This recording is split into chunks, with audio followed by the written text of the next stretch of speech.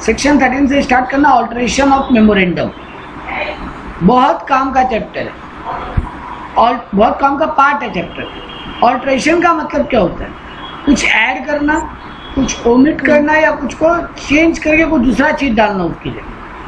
ये तीनों ही बातों को ऑल्टरेशन बोला गया। तो बोला कंपनी में alter provision of memorandum by SR,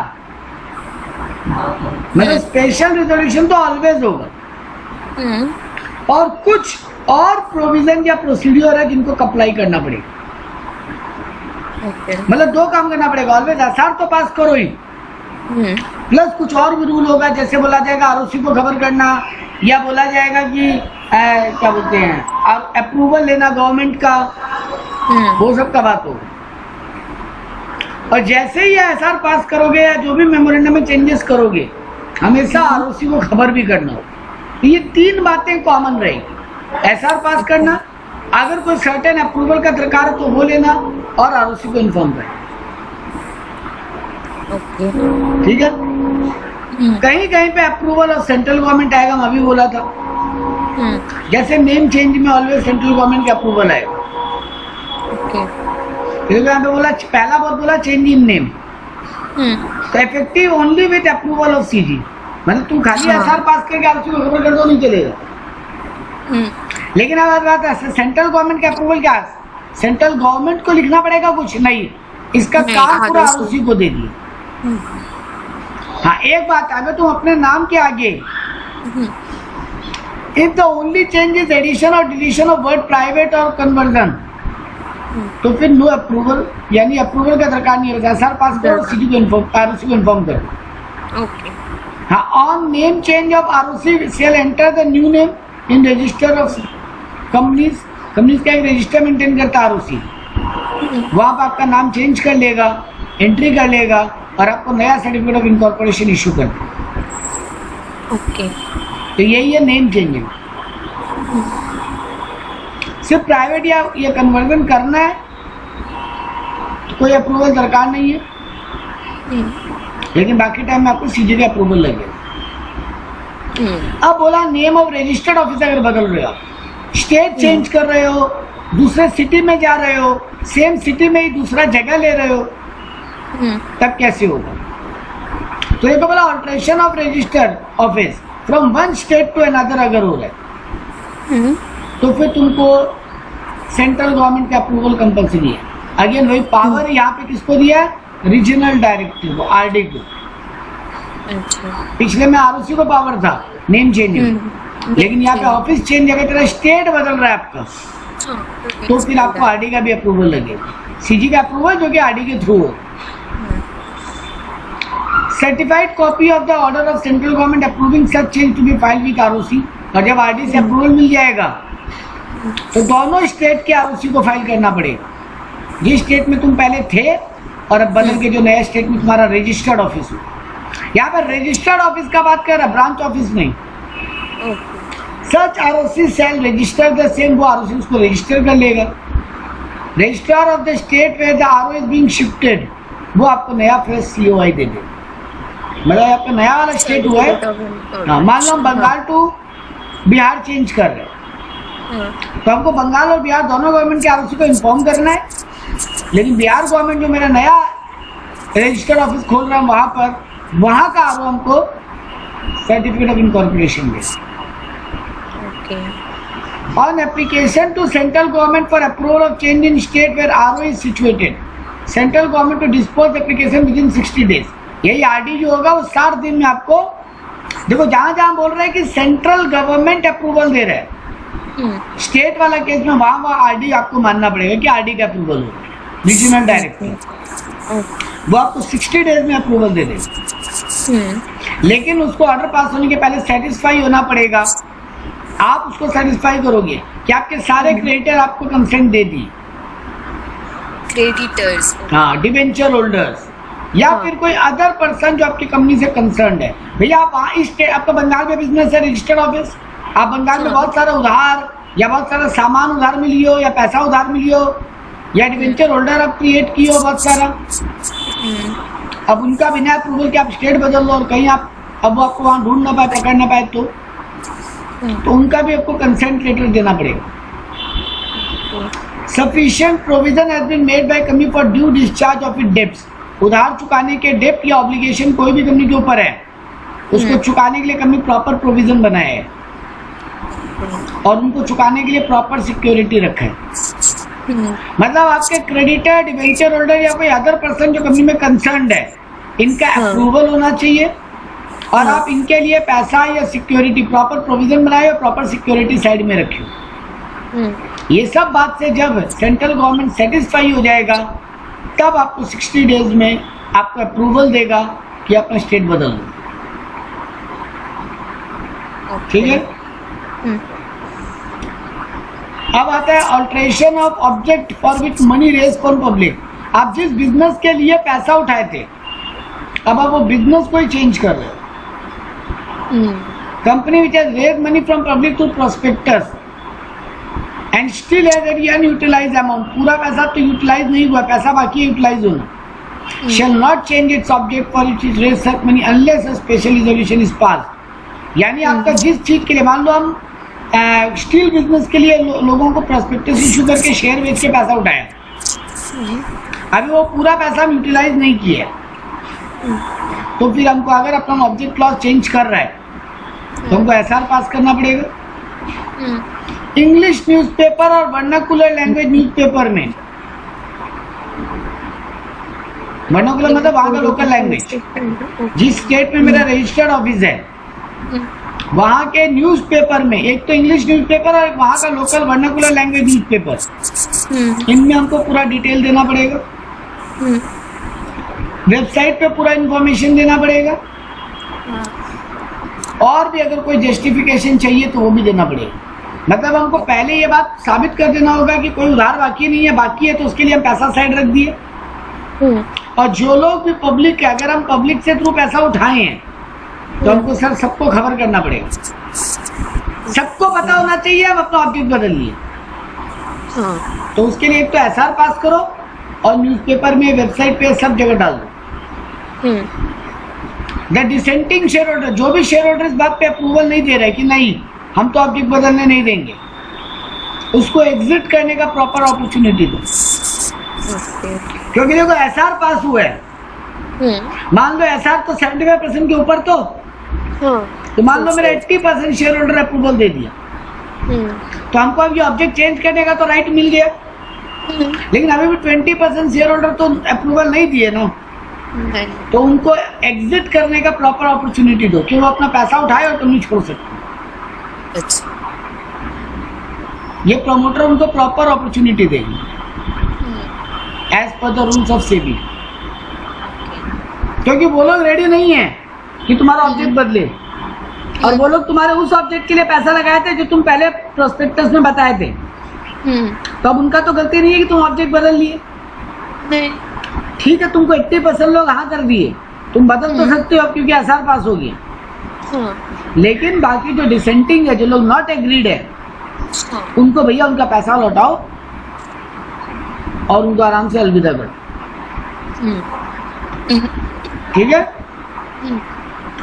alteration of object clause of memorandum, the ROC shall register. आप जैसे तुम ये चेंज कर लोगे, तुम आरओसी को इन्फॉर्म करोगे विद इन 30 डेज, एसआर पास करने के विद इन 30 डेज तुम आरओसी को भी खबर कर दो, वो अब तुम्हारे मेमोरेंडम में जो भी ऑब्जेक्ट चेंज हुआ उसके हिसाब से वो तुमको नया सर्टिफिकेट दे देगा। ठीक है।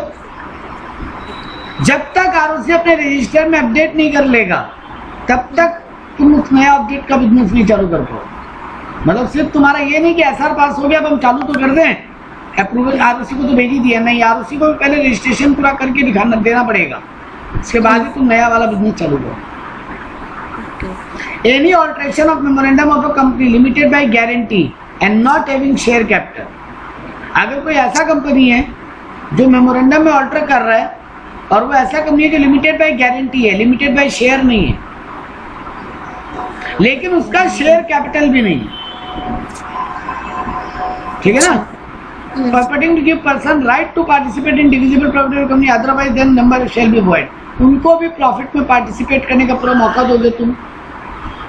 सर और एक बार एक्सप्लेन करिए। तुम्हारा एक कंपनी है जो लिमिटेड बाय गारंटी है, लेकिन शेयर कैपिटल नहीं है। लिमिटेड बाय गारंटी दो टाइप का होता है, limited by guarantee with share capital, limited by guarantee without share capital. यहाँ बोल रहा है अगर तुम्हारा कंपनी का जो शेयर कैपिटल है वो limited by guarantee not having share capital है, उस कंपनी का मेमोरेंडम में अल्टरेशन हो रहा है। Purporting to give any person right to participate in individual product company otherwise than as member shall be void। तो फिर जो लोग कंपनी के मेंबर हैं केवल उन्हीं को तुम प्रॉफिट शेयरिंग में पार्टिसिपेट करने का मौका दोगे जब मेमोरेंडम में ऑल्टर हो रहा है तब। उनके अलावा किसी को भी तुम प्रॉफिट में जब प्रॉफिट का बंटवारा करोगे ना, उनके अलावा किसी को भी अगर तुम प्रॉफिट में पार्टिसिपेट करने का मौका दे रहे हो तो वो वॉइड माना जाएगा। मतलब जब मेमोरेंडम ऑल्टर हो तो सिर्फ मेंबर्स को ही प्रॉफिट शेयरिंग में राइट मिलना चाहिए, बाकी किसी को इससे पहले भी तो मेंबर्स को मिलेगा ना? नहीं, एक मिनट आप गलती कर रहे हो। शेयर कैपिटल नहीं है मेरा, तो अदर देन मेंबर भी मेरे कई कंपनी के पार्टिसिपेट तो हो ही सकते हैं ना। उनको मौका नहीं मिलेगा, सिर्फ मेंबर्स को ही मौका मिलेगा। एक में आप एक गलती करते ना, मेंबर और शेयर होल्डर अलग अलग होते हैं। तो ये वाला बात दिमाग में रखना। अब आता है, यानी इस बात जो अभी तक पढ़े उसका एक समरी बना दिया है। अगर तुम नेम क्लॉज को ऑल्टर कर रहे हो, एक तो एसआर पास करो, सीजी का अप्रूवल लो, मतलब आरओसी का अप्रूवल लो, और तुमको नया फ्रेश सर्टिफिकेट आरओसी दे देंगे। हाँ, कहाँ पे ये रूल एप्लीकेबल नहीं होगा? जब तुम अपने नाम के आगे where only word private limited is added और डिलीटेड। डोमिसाइल अगर स्टेट बदल रहे हो तो एसआर पास करो, आरडी का अप्रूवल लो, यानी सीजी का अप्रूवल लो, ठीक है। जब तुम्हारा आरओ चेंज हो रहा है, इसलिए क्योंकि स्टेट बदल रहा है तो आरओ चेंज हो रहा है।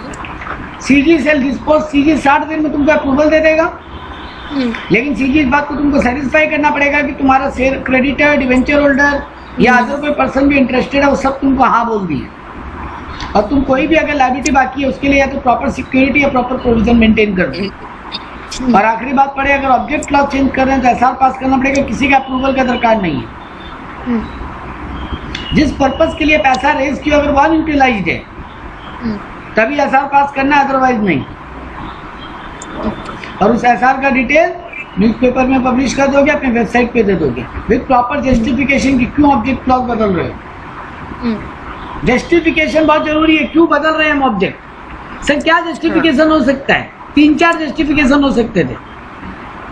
हम पहले मान लो एग्जांपल देते हैं, टाटा मोटर्स है, हम गाड़ी बना रहे हैं, अब हम टायर भी बनाना चालू करना चाहते हैं, ऑब्जेक्ट क्लॉज भी चेंज कर रहे हैं, तो हमको जस्टिफिकेशन देना पड़ेगा कि टायर बनाने से कंपनी का देखो एग्जिस्टिंग प्रोडक्ट में बहुत फायदा होगा, सस्ता पड़ेगा क्योंकि टायर बाहर से लाने में महंगा पड़ रहा था। फिर टायर बेचेंगे तो प्रॉफिट बढ़ेगा, मतलब बिजनेस का एरिया एक्सपेंड हो रहा है और नया प्रोडक्ट ऐड हो रहा है तो कंपनी का फायदा होगा, क्योंकि वो टायर बिकेगा अभी तो आगे, खाली मेरी गाड़ी में थोड़ी नहीं यूज होगा, तो वो भी एक बेनिफिट हो रहा है।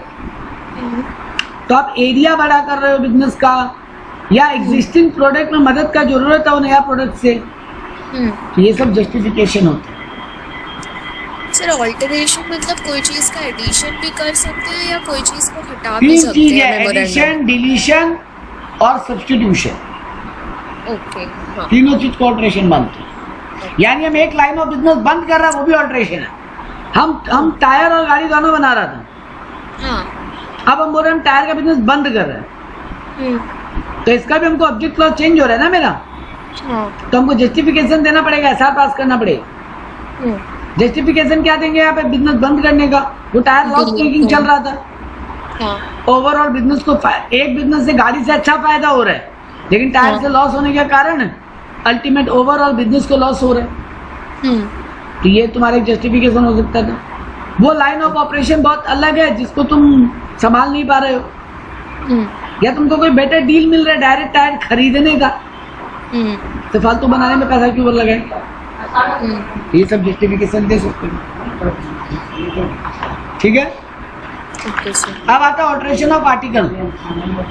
आर्टिकल्स को ऑल्टर करना है तो पहला बात तो कंपनी का एसआर पास करना पड़ेगा।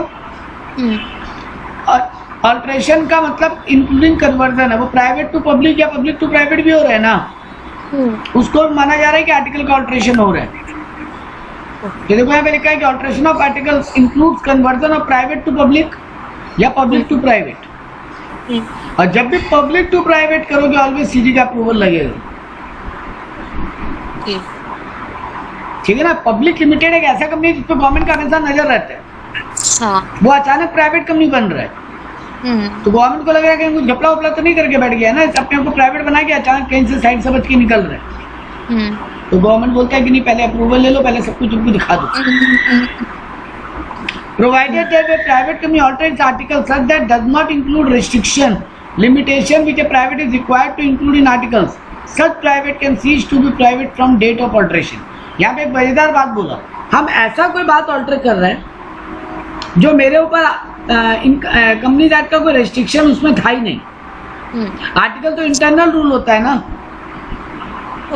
तो हम ऐसा कोई बात को इंक्लूड कर रहे हैं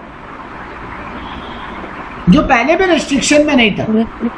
it does not include restriction, हम कोई रेस्ट्रिक्शन नहीं लगा रहे। ठीक है ना। तो वैसा ऑल्ट्रेशन अगर हम कर रहे हैं तो बस इन्फॉर्म करो और तुरंत ऑल्ट्रेशन मान लिया जाए। हम ऐसा कोई बात अपने आर्टिकल में इंक्लूड कर रहे हैं, इंटरनल रूल्स में इंक्लूड कर रहे हैं जो कोई टाइप का रेस्ट्रिक्शन क्रिएट नहीं कर रहे, कोई टाइप का रुकावट पैदा नहीं कर रहे। तो फिर मेरा private firm from date of alteration ही चेंज मान लिया जाएगा, वरना आपको 15 डेज का ऑल्ट्रेशन का टाइम लगेगा। हमको आरओसी को खबर करना पड़ेगा 15 दिन में, वो अप्रूवल देगा। जहाँ पे हमको आर्टिकल का ऑल्ट्रेशन चाहिए, सेंट्रल गवर्नमेंट का अप्रूवल चाहिए, सब कुछ जमा करेंगे, प्रिंटेड कॉपीज। हम आरओसी को खबर करेंगे ना, तो आरओसी में अपना एसआर का कॉपी जमा देना पड़ेगा। आरओसी में हमको सीजी का अप्रूवल मिला है वो भी जमा देना पड़ेगा, सबका प्रिंटेड जीरोक्स कॉपी सब देना पड़ेगा, तब जाके अप्रूवल मिलेगा। मतलब तुरंत नहीं माना जाए अगर कोई रेस्ट्रिक्टिव बात आ रहा है, क्योंकि उनको तो चेक करना है ना। तुम ऐसा कोई रेस्ट्रिक्शन लगा रहे हो तो वो लोग बिना चेक किए यहाँ कैसे बोलते। ठीक है। Any alteration in article of association shall be valid as if were originally in the article. मतलब जब ऑल्ट्रेशन करोगे माना जाएगा ये शुरुआत का ही ऑल्ट्रेशन है, मतलब कंपनी बना था तभी से ये बात ऑल्टर होगी। लेकिन मेमोरेंडम में ऐसा नहीं होता, जिस दिन से तुम ऑल्ट्रेशन किए हो वहां से ऑल्ट्रेशन माना जाता है। बट आर्टिकल में पीछे से भी ऑल्ट्रेशन मान लेते। मतलब यहाँ बोलना ये चाहता था कि मेरे एक बात आर्टिकल में नहीं लिखा हुआ था, लेकिन वो काम हम कर लिया, ये तो गलत हो गया, बियॉन्ड द लॉ हो गया।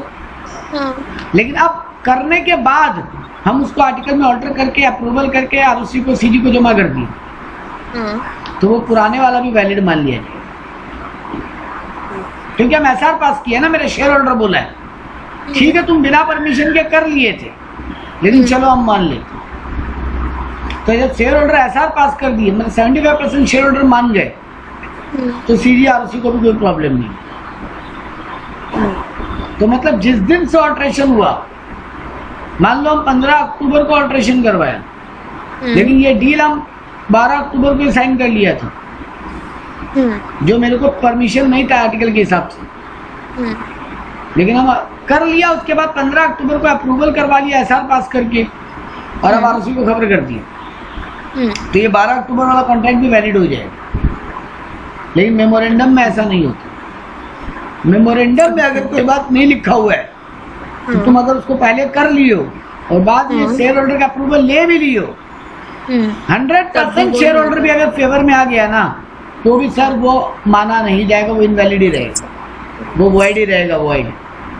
सर दोबारा फिर से एग्रीमेंट करके कीजिए, वो ठीक है, लेकिन पुराना वाला एग्रीमेंट इनवैलिड नहीं माना। लेकिन आर्टिकल में वो ओरिजिनली वैलिड मानेगा।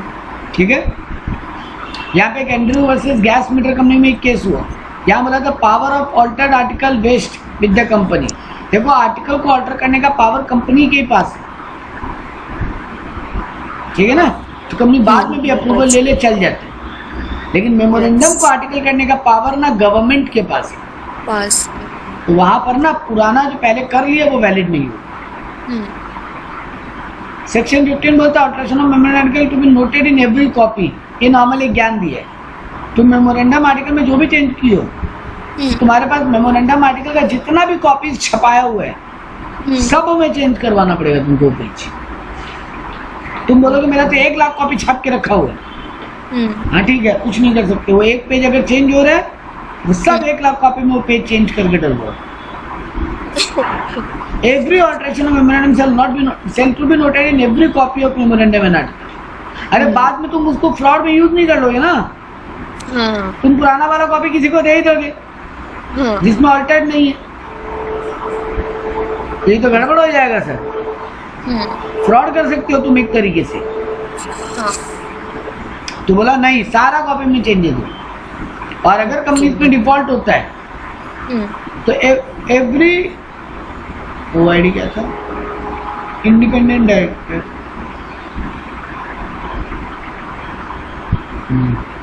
एक बार ओआईडी का फॉर्म देखना पड़ेगा, शायद इंडिपेंडेंट डायरेक्टर, उसके ऊपर पेनल्टी लगेगा 1000 रुपया for every copy issue without alteration. बिना ऑल्टरेशन के तुम मान लो 1000 कॉपी मार्केट में घुमा दी तो 1000 कॉपी पर कॉपी 1000 रुपया करके कंपनी पे फाइन लगती है, ठीक है ना। Company plus every independent director, हाँ company plus every independent director, अच्छा, सब पे पेनल्टी लग जाएगा 1000 रुपया per day. Rectification of name of a company, हम कंपनी का नाम रेक्टिफाई करवाना चाहते हैं।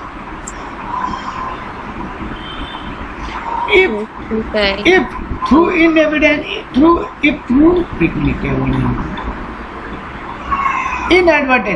inadvertence or otherwise the company on its first registration or its registration by new name is registered by a name which, ऐसा कोई तुम नाम लियो जो सेंट्रल गवर्नमेंट को बाद में लगा कि ये तो किसी कंपनी से आइडेंटिकल है या बहुत नियरली रिजेंबल कर, जो कि ऑलरेडी एक एग्जिस्टिंग कंपनी है, रजिस्टर्ड विद आरओसी है, तो फिर सेंट्रल गवर्नमेंट कंपनी को डायरेक्शन देगा कि तुम अपना नाम बदलो। देखो ऊपर पढ़े थे बेटा नेम क्लॉज ऑल्टरेशन, वो था कंपनी खुद बदल रहा था। यहाँ हो रहा है कभी कभी गवर्नमेंट को लग जाता है कि नहीं ये नाम ना बहुत कंफ्यूजन क्रिएट कर रहा है, अप्रूवल देते समय उतना नहीं देखे थे, लेकिन अब लग रहा है कि लोगों को सही में कंफ्यूजन होगा तो इसका नाम बदलना पड़ेगा। तो बहुत ज्यादा आइडेंटिकल या टू नियरली रिजेम्बलेंस है, तो फिर ऑलरेडी अगर ऐसा कंपनी था, भले तुमको अप्रूवल मिल गया, तुम्हारा रजिस्ट्रेशन कैंसिल नहीं होगा इस बेसिस पे, लेकिन तुमको लोग डायरेक्शन तो दे ही सकते हैं ना कि बदलो थोड़ा समय। तो यहाँ पे तुमको ये चेंज करना पड़ेगा। कंपनी से change within 3 month from such direction by adopting an OR. या ऐसा नहीं लगेगा, देखो क्योंकि वहाँ ऐसा कब लग रहा था जब तुम खुद ऑल्टर कर रहे थे, खुद ऑल्टर कर रहे थे। यहाँ तुम खुद ऑल्टर नहीं कर रहे हो, तुमको सीजी बोल रहे हैं, तब हम ऐसा क्यों पास करें, हमको तो करना तो पड़ेगा ही। हम सेंट्रल गवर्नमेंट को ये बोल देंगे ऐसा नहीं होगा, सेंट्रल गवर्नमेंट अच्छा ठीक है रुको हम तुमको बताते हैं क्या नहीं होगा, फिर बहुत कुछ नहीं होगा जो तुमको बर्दाश्त नहीं होगा। तो तुमको करना तो है। और एसआर में डिफिकल्टी है ना, 75% शेयरहोल्डर का अप्रूवल नहीं मिले तो क्या होता है ना, 50% शेयरहोल्डर तो जल्दी प्रमोटर उनके ग्रुप के पास ही होते हैं, तो वो लोग तो चेंज कर ही देगा ओआर पास कर, तो ओआर पास करो विद इन 3 मंथ। ये कंपल्सन है, इसमें कोई चॉइस नहीं है कि नहीं करेंगे। अच्छा। फिर तो यहाँ पे देखो क्या बोला, या तो सेंट्रल गवर्नमेंट ओपिनियन में या फिर on an application by a registered proprietor of a trademark. तुम खुद भी ऑर्डर करना चाहते हो, तुमको भी लग रहा है कि नहीं नाम बहुत मैचिंग लग रहा है, मेरे को दिक्कत हो रहा है इससे। हम यहाँ private limited public limited conversion का बात नहीं कर रहे हैं, वो ऊपर पढ़ चुके। हम यहाँ पढ़ रहे हैं नाम ही बदल रहे हैं। मेरा नीरज प्राइवेट लिमिटेड था, अब हम JN and associate private limited करना चाहते हैं। हम ये नीरज वर्ड ही पूरा उड़ा के पूरा नाम ही बदल देना चाहते हैं। था प्राइवेट, है भी प्राइवेट लिमिटेड ही, चेंज नहीं किया फॉर्मेट, लेकिन हम नाम एक तो या तो सेंट्रल गवर्नमेंट बोला या हमको खुद को नाम बदलने का मन हो गया। जैसे ट्विटर एक्स हुआ, अब कहाँ ट्विटर नाम और कहाँ एक्स, कोई कनेक्शन नहीं, तो वैसा नाम ऑल्टरेशन हो रहे। तो जो भी प्रोप्राइटर या ओनर है जिसके पास ट्रेडमार्क है, made to central government within 3 years of incorporation of registration और change of the name of the company. अच्छा यहाँ पे एक बात दूसरा हो रहा है, सॉरी एक गलती हुआ, आप नहीं चेंज कर रहे हो, आप तो बाद में पढ़ोगे, आप तो अपना वाला थर्ड में पढ़ेंगे। यहाँ पे बोल रहा है, पहला वाला केस में बोला सेंट्रल गवर्नमेंट बोले, दूसरा केस में बोल रहा है कोई और प्रोप्राइटर है। उसको लगा अरे ये जो एक कंपनी बना है इसका नाम तो मेरे से पूरा मैच हो रहा है, वो आगे कंप्लेन कर रहा है। समझे मेरा बात? हाँ, बाय रजिस्टर्ड प्रोफाइल। हाँ, by a registered proprietor of a trademark. कोई ट्रेडमार्क लेकर रखा था एक नाम के ऊपर, प्रोप्राइटर था, सोल प्रोप्राइटर या पार्टनरशिप बिजनेस, तो वो लोग को तो आरओसी इतना नजर नहीं रख सकता ना। ROC company to company check कर सकता है, ये कोई और कंपनी का नाम तो नहीं है ना। बट आरओसी सोल प्रोप्राइटर का नाम कहाँ चेक करने बैठे सर? ऐसे तो गली गली में हर सोल प्रोप्राइटर बैठे, लाखों करोड़ों इंडिया में सोल प्रोप्राइटर ही है, जितना भी छोटा दुकान वाला है, जितना भी नॉर्मल बिजनेस वाला है। लेकिन अगर उनमें जो कोई नाम का ट्रेडमार्क लेके रखा है, देखो ऐसे नाम मैच होने से कुछ नहीं कर सकता वो, लेकिन वो उस नाम का ट्रेडमार्क ले लिया था, तब उसके नाम पे ट्रेडमार्क है, और हम बना लिया वैसे ही नाम का एक कंपनी। तो गवर्नमेंट बोलेगा अगर वो आदमी आगे 3 साल में कंप्लेन करे, अब ऐसे नहीं मेरा कंपनी बने हुए 20 साल हो गया और अब किसी को जागा अरे ये तो मेरे नाम से मिला, चलो केस करते हैं, नहीं वो नहीं चलेगा सर, 3 साल के अंदर करना पड़ेगा उसको। वो आगे बोलेगा देखो मेरे नाम से बहुत आइडेंटिकल है या बहुत ज्यादा रिजेंबल कर रहा है मेरे ट्रेडमार्क से, जैसे वॉक्सवैगन का ट्रेडमार्क है डब्ल्यू, है ना ऐसा ट्रेडमार्क। एप्पल का ट्रेडमार्क है वॉक्सवैगन, है ना गाड़ी, उसका ट्रेडमार्क ऐसा है ना। तो वो ट्रेडमार्क अगर मान लो, वो तो वॉक्सवैगन तो चलिए सर एक कंपनी है, मान लो एक कंपनी नहीं होगी, सोल प्रोप्राइटर होता, तो वो तो ये डब्ल्यू को रजिस्टर करा लिया, और हम भी ऐसा ही एक कंपनी बना लिया जिसमें ऐसा ही कुछ लोगो या मार्क है, तो सर वो बोलेगा ट्रेडमार्क एक्ट में वो रजिस्टर्ड है, तो वो 3 साल में आए और सेंट्रल गवर्नमेंट को कंप्लेन करे कि इस कंपनी का नाम चेंज करवाई, तो फिर सेंट्रल गवर्नमेंट उनको ऑर्डर पास करेगा। ऊपर पड़े थे कि सेंट्रल गवर्नमेंट को खुद लगा, और यहाँ आया कि सेंट्रल गवर्नमेंट को कोई आगे कंप्लेन किया, तो फिर हमको 3 महीने के अंदर अपना नाम बदलना पड़ेगा, यहाँ भी ओवर पास। तो सेंट्रल गवर्नमेंट खुद बोले या कोई आके कंप्लेन करे सेंट्रल गवर्नमेंट को, दोनों केस में सीजी हमको 3 महीने का टाइम देगा और हमको ओवर पास करके अपना नाम बदल लेना। लेकिन वो आदमी 3 साल में आगे कंप्लेन कर सकता है उससे लेकर। अब आया मेरे कंपनी चेंजेस में, कंपनी नया नाम चाहते हैं, जैसे ट्विटर एक्स चाहते हैं, है ना, तो उनको within 15 days from date of such change give a notice to the change to register फिर और सीजी का ऑर्डर लेगा और तुम्हारा सर्टिफिकेट ऑफ इनकॉर्पोरेशन को चेंज कर देगा और मेमोरेंडम में भी चेंज कर देगा।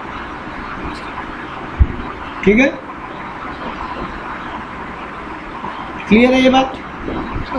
सर ऊपर 2 बात पढ़े थे जहाँ सीजी बोल रहा है नाम बदलो, या तो खुद से किसी के कंप्लेन को, सर हम नहीं किए तो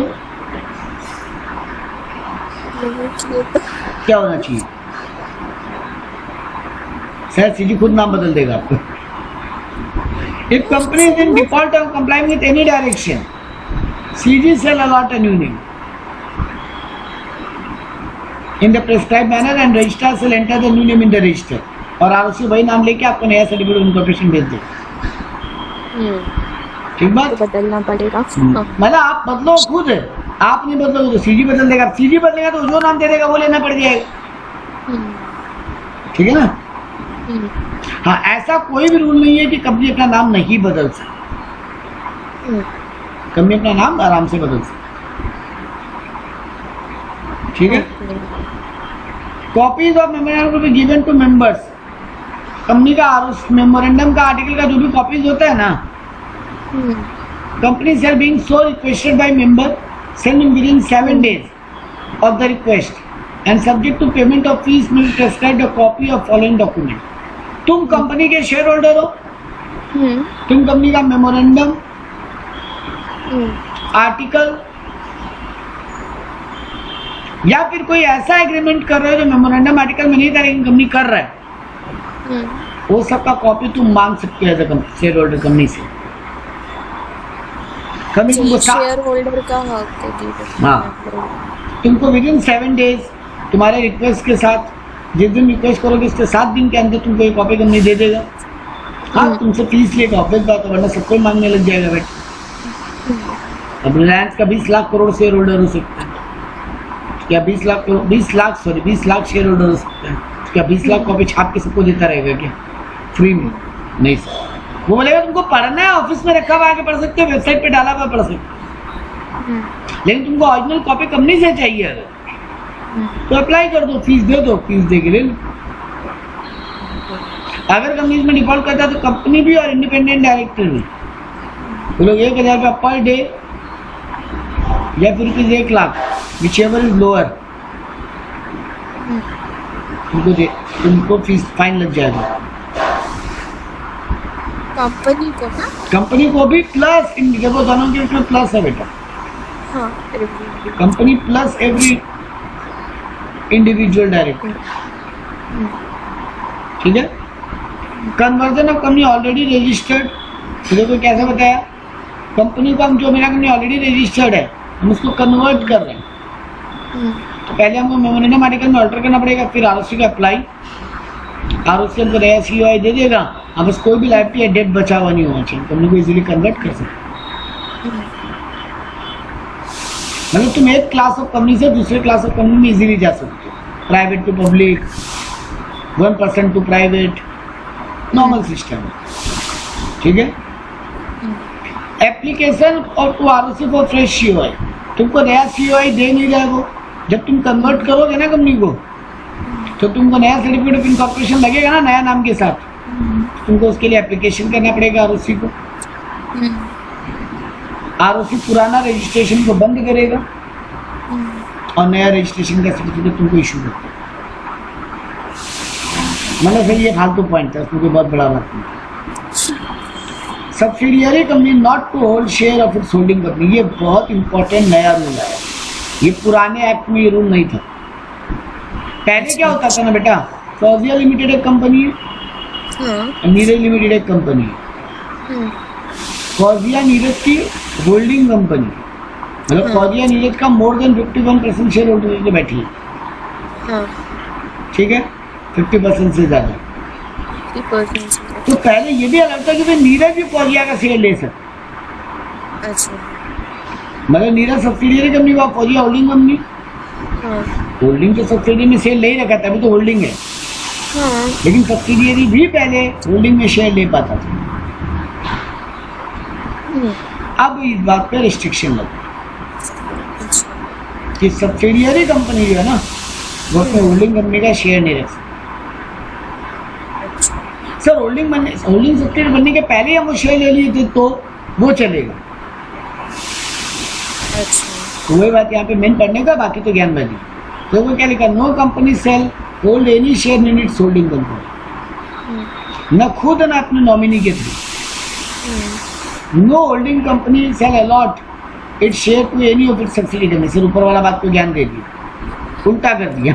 सब्सिडियरी होल्डिंग का ले नहीं सकता और होल्डिंग सब्सिडियरी को दे नहीं सकता, एक ही बात हुआ, ठीक है। और अगर ऐसा कोई ट्रांसफर होता है वो ट्रांसफर वॉइड माना, provided nothing in this subsection shall apply to a case, कुछ केसेस बोला where subsidiary company holds such share as legal representative of a deceased member। एक मेंबर था, member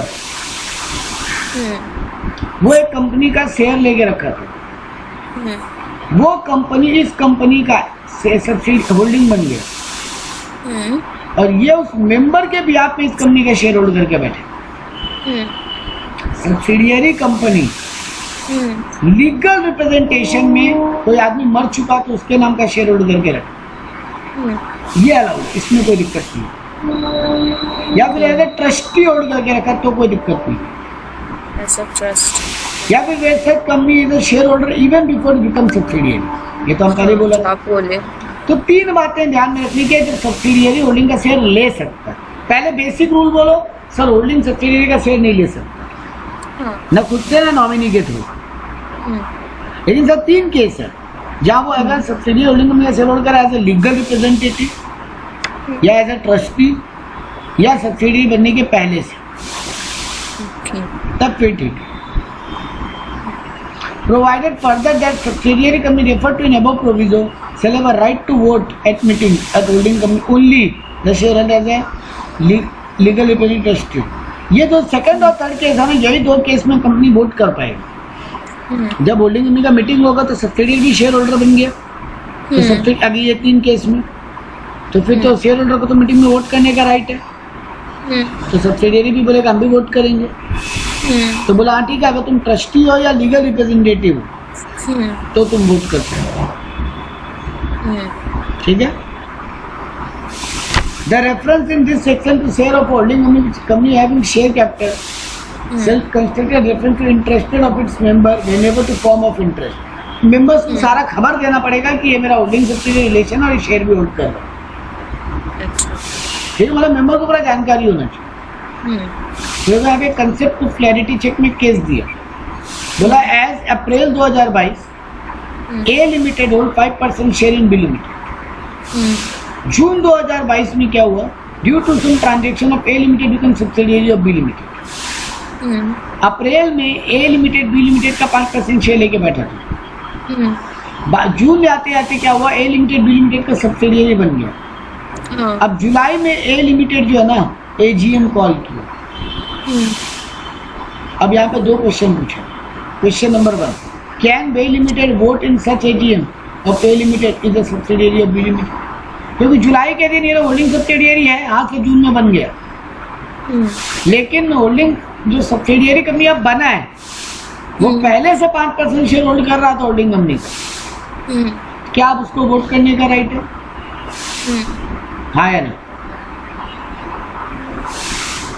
sir B limited holding है ना और ए limited subsidiary है। हाँ वो, लेकिन सब्सिडियरी होल्डिंग का शेयर लिया था सब्सिडियरी बनने के पहले से। हाँ बट यहाँ पे क्वेश्चन में क्या पूछ क्या रहा है पूछ रहा है कि जब एजीएम होगा ए लिमिटेड का तो क्या बी लिमिटेड उसमें वोट कर सकता है?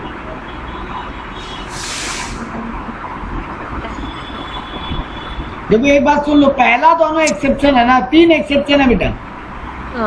अगर आप लीगल रिप्रेजेंटेटिव या ट्रस्टी के रूप में होल्ड कर रहे हो या पहले से होल्डिंग सब्सिडी पहले से होल्ड कर रहे हो, तो पहला दोनों केस में खाली बोला है कि वोटिंग अलाउड है। तो यहाँ पे बोला था शेयर हेल्ड एज एलआर और ट्रस्टी, लीगल रिप्रेजेंटेटिव और ट्रस्टी। यहाँ थर्ड केस में नहीं बोला है वोट कर सकते, और यहाँ थर्ड ही केस हो रहा है इस केस में।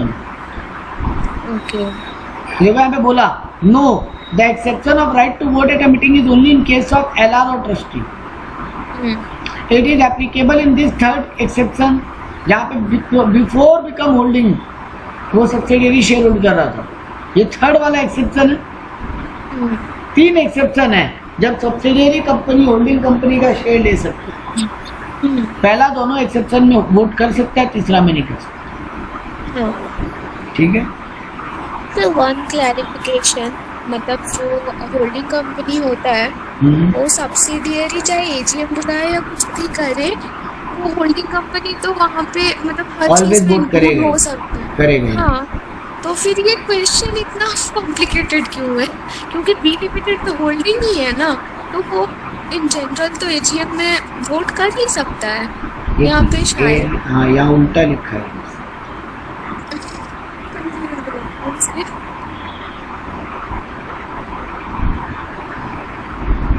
नहीं, यहाँ पे बोला है कोई भी किसी में वोटिंग नहीं कर सकता थर्ड केस में। यहाँ होल्डिंग भी वोट नहीं कर सकता, ठीक है। अब सेकंड क्वेश्चन पूछा, can B limited issue bonus to A limited? B limited bonus share भी बांट रहा है, क्या वो बोनस शेयर दे सकता? बोनस देने में कोई एग्जाम्पशन, मतलब बोनस शेयर देने में कोई दिक्कत नहीं, वोटिंग नहीं करता है। अब सेक्शन 20 बोल रहा है सर्विस ऑफ डॉक्यूमेंट्स, क्या क्या डॉक्यूमेंट्स कंपनी में एक दूसरे को भेजने का पैटर्न क्या हो, डॉक्यूमेंट कैसे सेंड करें, नॉर्मल पोस्ट, स्पीड पोस्ट, क्या करें। तो document may be served on a company on an officer by sending at RO. पहला बात तो एज ए शेयर होल्डर या कोई भी आप आउटसाइड पर्सन, आप कंपनी को कोई डॉक्यूमेंट भेज रहे हो तो आप कंपनी को या उसके ऑफिसर को भेज सकते हो, लेकिन हमेशा रजिस्टर्ड ऑफिस, अच्छा ब्रांच में नहीं, अच्छा पर्सनली नहीं। अच्छा सर भेजोगे भी ना तो वो स्पीड पोस्ट से होना चाहिए, या रजिस्टर्ड पोस्ट या कुरियर सर्विस से होना चाहिए, या फिर फिजिकली जाके आप खुद हेड ऑफिस में देखिए, या आजकल ऑनलाइन मोड भी चले। लेकिन यहाँ गौर की एक बात, रजिस्टर्ड पोस्ट, स्पीड पोस्ट और कुरियर बोला, नॉर्मल पोस्ट नहीं बोला, हाँ ये बात ध्यान रखना है। अब शेयर्स वगैरह भेज रहे हो तो वो तो आपका फिजिकली जाएगा नहीं, आजकल तो शेयर डिपॉजिटरी बाइट वो डिपॉजिटरीज में चला जाएगा, हाँ और उसके रिकॉर्ड में चला जाएगा कि आप उसके बेनिफिशियल होंगे, हाँ तो वो तो इलेक्ट्रॉनिक मोड में होना ही है। और डॉक्यूमेंट में भी सर और रजिस्ट्रार आरओसी को या कोई मेंबर को जब कंपनी डॉक्यूमेंट भेजता है तब कैसे भेजेगा? ऊपर क्या पढ़े थे, कोई कंपनी को भेज रहे थे, या उल्टा पढ़ रहे थे, ऊपर क्या पढ़े थे, आप कंपनी को भेज रहे हो, या और एक कंपनी जब रजिस्ट्रार को भेजे या मेंबर को भेजे, सर यहाँ बाई नॉर्मल पोस्ट भी जा सकते, हाँ बाकी तो सब देखो वही रखा, normal post, registered post, speed post, courier service, delivery at office और एड्रेस, या फिर इलेक्ट्रॉनिक। तो यहाँ पे एक्स्ट्रा क्या जुड़ गया, मतलब जब एक कंपनी को तुम कोई डेटा भेजोगे ऑलवेज विदाउट नॉर्मल पोस्ट नहीं भेज सकते, बाकी कोई तरीके से भेजो, लेकिन जब कंपनी इन लोगों को कोई डॉक्यूमेंट भेजिए, provided that member may request delivery to a particular, अगर मेंबर बोला ही है हम फीस देने को तैयार है लेकिन मेरे को तो चाहिए पर्टिकुलर तरीके से, तब भी ठीक है। अगला फीस देने को तैयार है तो क्या दिक्कत है तुम्हें, तब भेज दो उसको रजिस्टर्ड पोस्ट से। हाँ यहाँ पे ऑथर का एक नोट है, यहाँ एक बड़ा, लेकिन यहाँ ना ये जो रूल लिखा है ना कि कंपनी गवर्नमेंट रजिस्ट्रार को भी नॉर्मल पोस्ट से भेज सकते हैं, लेकिन ये रूल लिखा रूल में भले ही है, लेकिन यहाँ पे सजेशन होता है कि कभी ये मत करो, रजिस्टर्ड ही भेजो। तो law only provide that for an option to pay extra fee and decide an alternative mode for receiving notice. Law बोला ऑलवेज कंपनी का मीटिंग बुलाओ, मीटिंग में लोगों से पूछ लो कि हम एक्स्ट्रा फीस ले रहे हैं आपसे, लेकिन एक पर्टिकुलर मोड डिसाइड कर लेते हैं और वही मोड से भेजना चाहिए, ठीक है।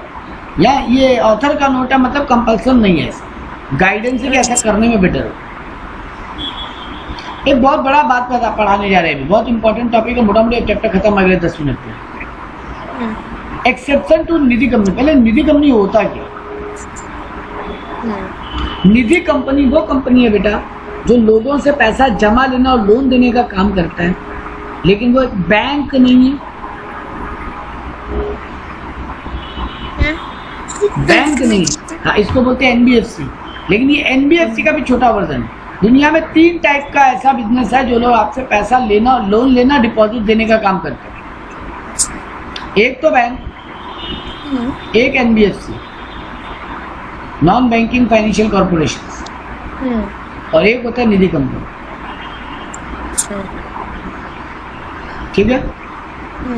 तो बैंक और एनबीएफसी तो प्रॉपर्ली रजिस्टर्ड होके पूरा डिटेल में उनका डॉक्यूमेंटेशन होता है। बैंकिंग और एनबीएफसी का लाइसेंस ना इतना आसानी से मिलता ही नहीं, लेकिन निधि कंपनी का लाइसेंस छोटा मोटा बिजनेस को भी मिल जाता है। कुछ रेस्ट्रिक्शंस रहता है, जितना पावर एनबीएफसी और बैंक को होता है उतना इनको नहीं होता। यानी सर ये 3 फॉर्मेट है पैसा लेना और लोन देने का। जनरली जो निधि कंपनी करती है, जैसे मेरा भाई निधि कंपनी खोलना चाहता है, उसका प्लान है वो लोगों से गोल्ड डिपॉजिट लेगा और लोगों को लोन देगा, ताकि उसका पैसा डूबने का भी खतरा नहीं है। वही वो गोल्ड डिपॉजिट को दोबारा बैंक के पास डिपॉजिट करके बैंक से लोन उठा लेगी। बैंक से वो 10% इंटरेस्ट पे उठाएगा, पब्लिक को 15% इंटरेस्ट पे देगा।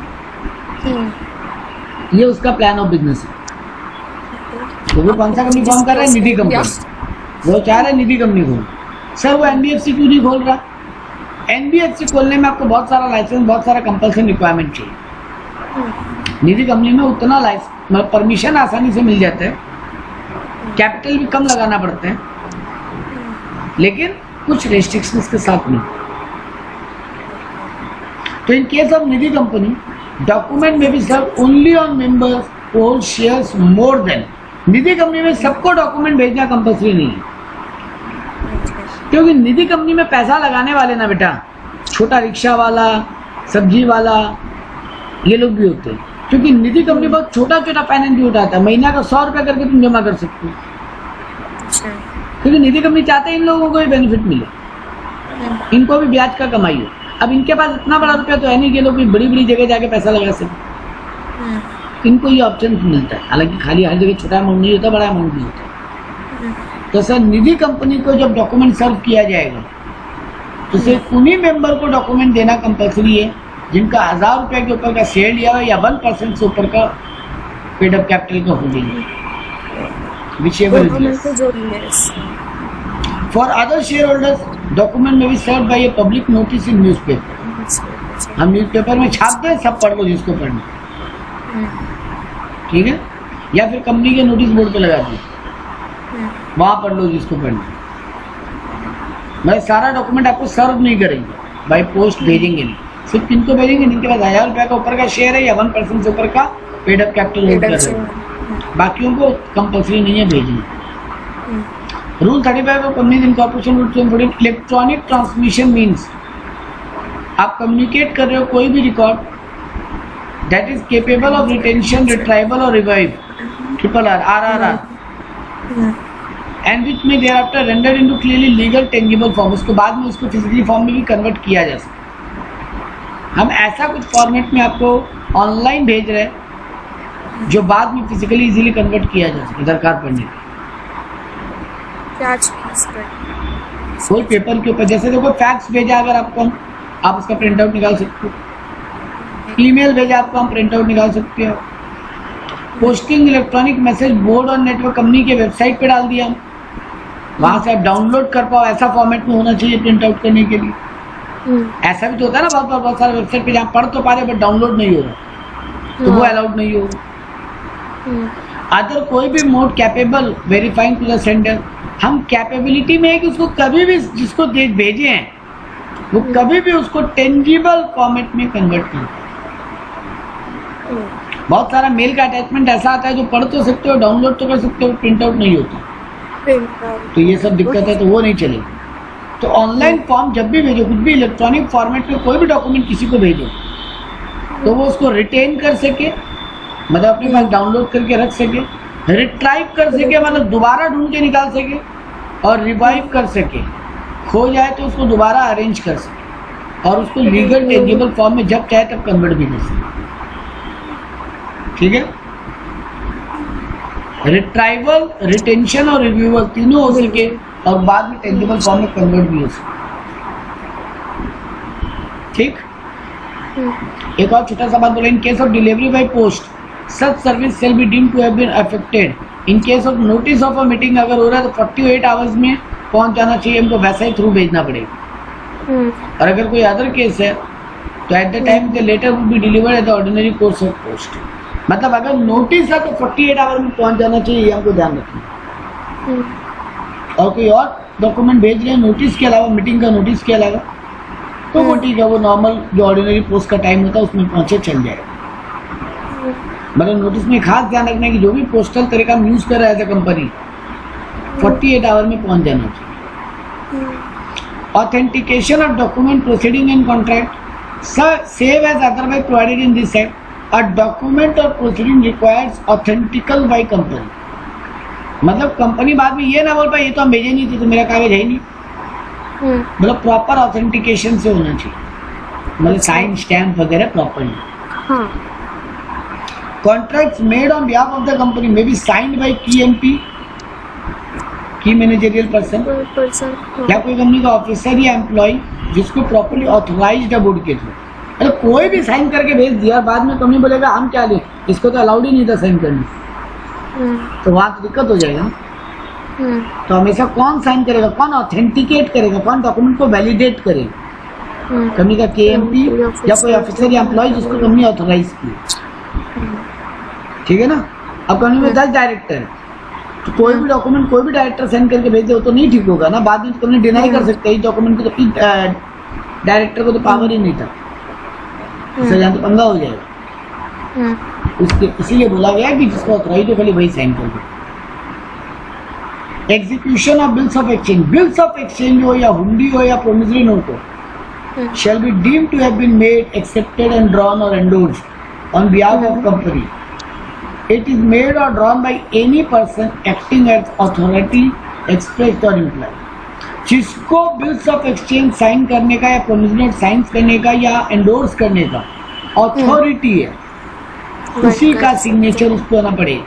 अब वो अथॉरिटी एक्सप्रेस भी हो सकता है, इम्प्लाइड भी हो सकता है। जहाँ पे कंपनी का कॉमन सील है तो उन डॉक्यूमेंट पे कंपनी का कॉमन सील भी होना चाहिए, ठीक है। उनका साइन तो हो गया ऑथराइज पर्सन का, उसके अलावा कॉमन ठप्पा है जो कंपनी का वो भी लगना चाहिए, ठीक है। जहाँ कंपनी का कॉमन सील नहीं है, ठीक है, आजकल कॉमन सील कंपलसरी नहीं है। पहले क्या होता था ना, कंपनी का कोई भी डॉक्यूमेंट बनता था ना बेटा, तो उसको वो ट्रांसपेरेंट सील जो होता है, जो पेपर के अंदर दिखाई दे, वो लगना जरूरी होता है।